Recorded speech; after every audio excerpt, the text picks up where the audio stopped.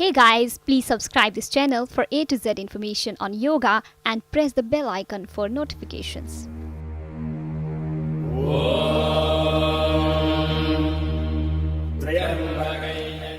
नमस्ते। आज हम सूर्य नमस्कार करेंगे।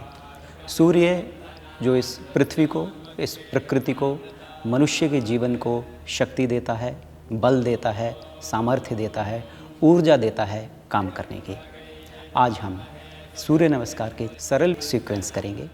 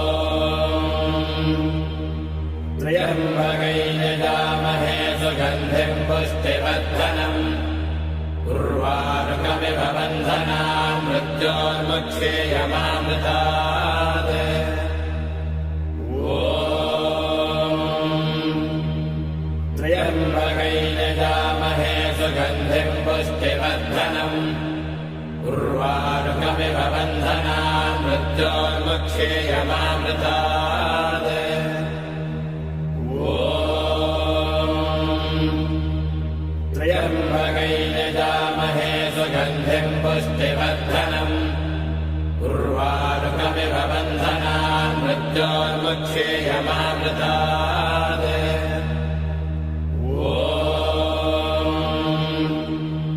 त्र्यम्बकैर्यजामहे सुगन्धिं पुष्टिवर्धनम्